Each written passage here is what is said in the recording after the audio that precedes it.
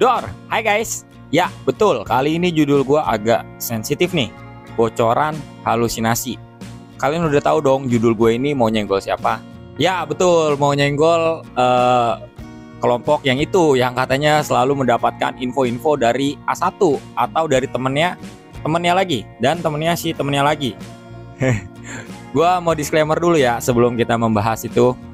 Yang pertama, gua termasuk yang setuju dengan putusan MK nomor 60 ini. Karena gue berpendapat kebebasan demokrasi kita harus tetap dijaga. Jangan ada kelompok yang sangat besar sekali seperti Kim Plus ini yang membuat opsi pilihan kepala daerah menjadi sangat terbatas. Dan juga untuk poin kedua tentang putusan nomor 60 ini yang berkaitan langsung dengan Kaisang, gue juga berpendapat lebih baik ya kalau memang mau maju ya udah nanti aja 5 tahun ke depan, jangan dipaksakan sekarang gitu. Kalian bisa lihat konten-konten gue di belakang ini ya, kalau misalnya kalian mau lihat sudut pandang gue terhadap putusan nomor 60. Dan gue tidak setuju adanya calon tunggal di beberapa tempat. Tapi khusus di video ini kita akan membahas 2 konten. Yang pertama dari bocor halus Tempo, lalu yang kedua adalah konten terbaru dari Pak Rocky Gerung yang mengatakan atau berjudul Jokowi Menyerah. Kesamaan dari kedua konten ini adalah cawe-cawe Jokowi, katanya gitu ya di MK dan DPR. Jadi kita akan membahas dulu dari konten milik Rocky Gerung yang berjudul Jokowi Menyerah. Di situ ada 2 poin yang gue tangkap, 2 aja, nggak usah banyak, sebenarnya sih banyak ya. Yang pertama, institusi pemerintah itu adalah milik Jokowi dan bisa diatur semau dia tadinya. Tapi karena ada perlawanan rakyat, nggak jadi. Institusi di sini maksudnya termasuk MK juga yang Jokowi dikatakan cawe-cawe.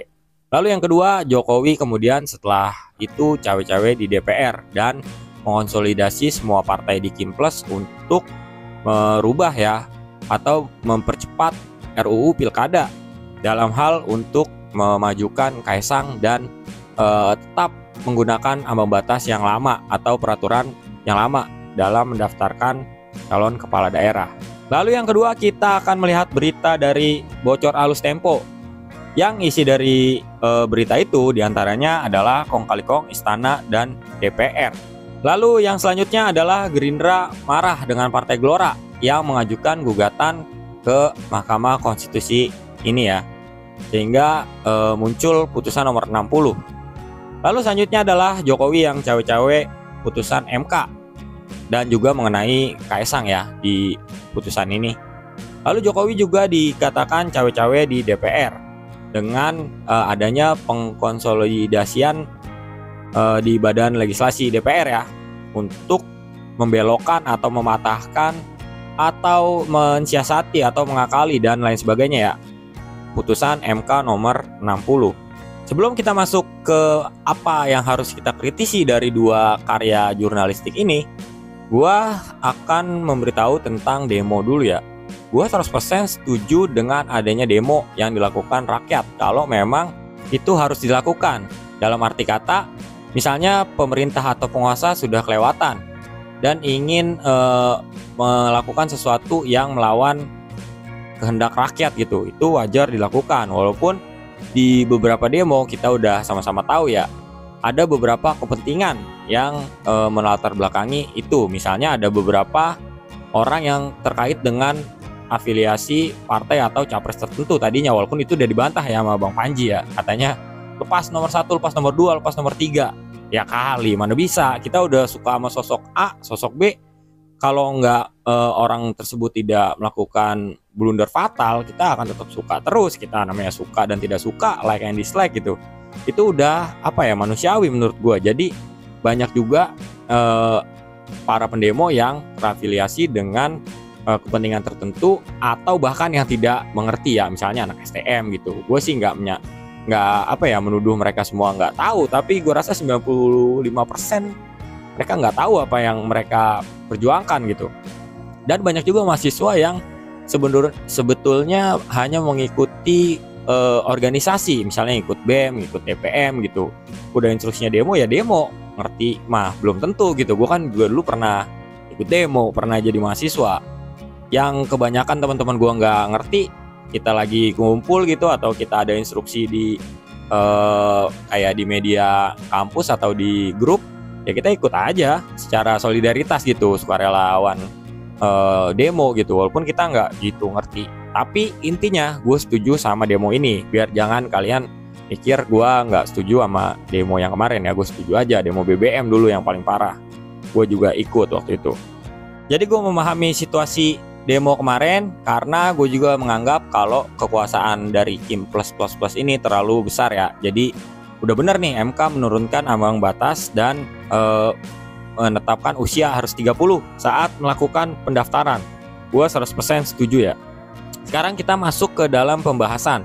Kenapa dua konten di YouTube ini, yaitu konten Pak Rocky Gerung dan konten Bocor Halus, bisa menyudutkan Jokowi, mengatakan dia cawe-cawe gitu sejak dari MK? Itu kan nggak masuk akal. Sekarang gini, kalau memang dia cawe-cawe, kenapa dia harus meloloskan putusan 60 ini?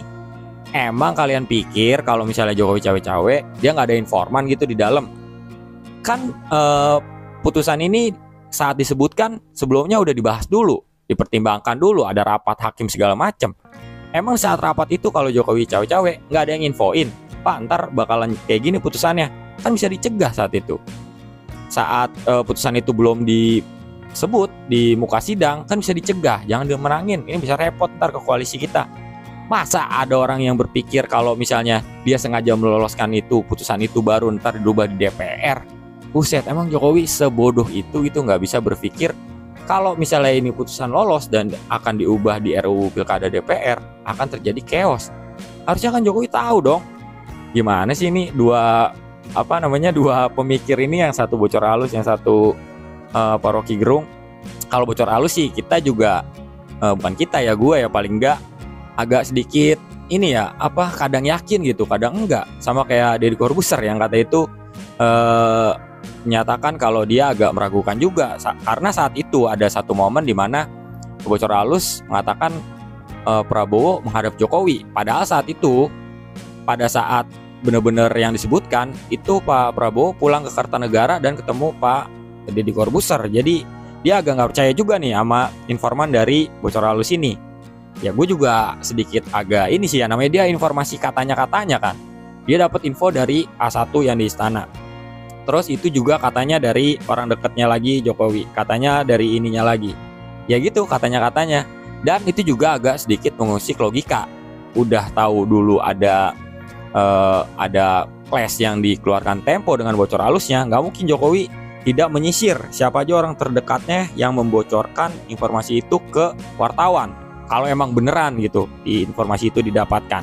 Lalu selanjutnya mengenai cawe-cawe Jokowi di DPR yang mengonsolidasikan partai di Kim untuk menjegal putusan MK ini ya melalui RUU Pilkada. Menurut gue ini benar ada upaya untuk penjegalan putusan MK ya. Gue menyadari adanya upaya itu, tapi apa itu berasal dari Jokowi? Gue sih merasa bukan ya.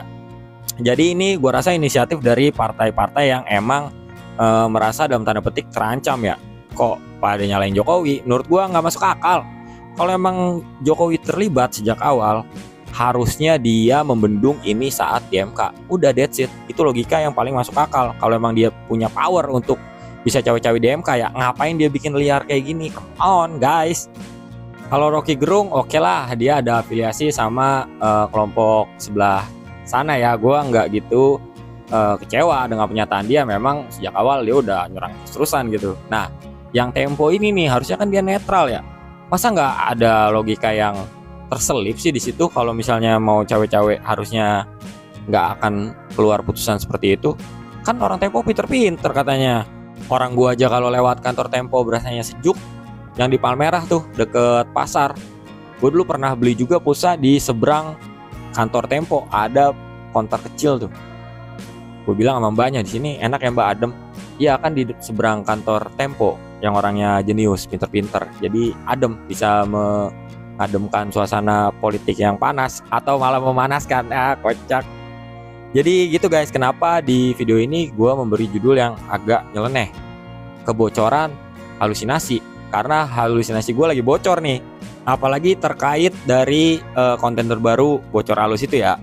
Jadi gue nggak ada masalah sama Tempo, kita nggak kenal bahkan ya gue juga sama orang-orangnya. Jadi gue hanya mengkritisi aja, kalian jangan baper ya, jangan marah.